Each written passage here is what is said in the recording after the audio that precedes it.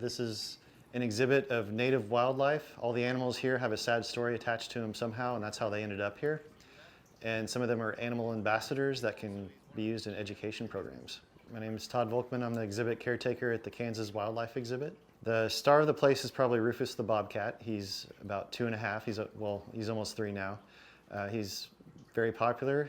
He's he's kind of a joy during the morning and at feeding time, which is every day at noon. Choppa the beaver has been here almost 10 years, and he famously escaped about 6 years ago, which is kind of a fun story.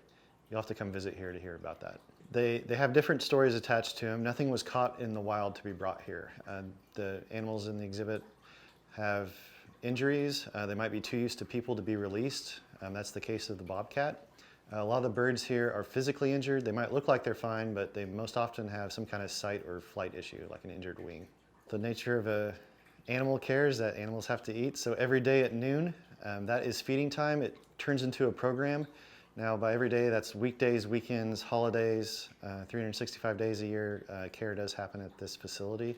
So some of the animals are very food motivated, and it's kind of fun to watch. That's also the best chance to see as much as possible at the wildlife exhibit.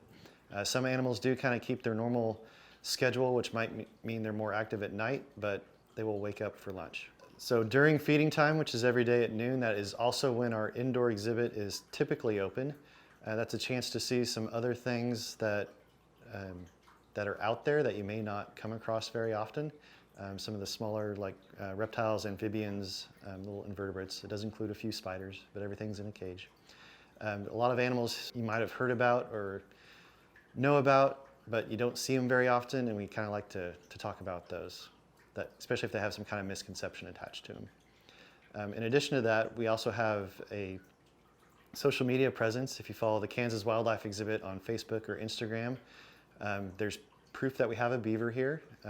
We try to highlight all the animals that are here at some point. And if we ever do any kind of special kind of program or event, we will make a scene on social media.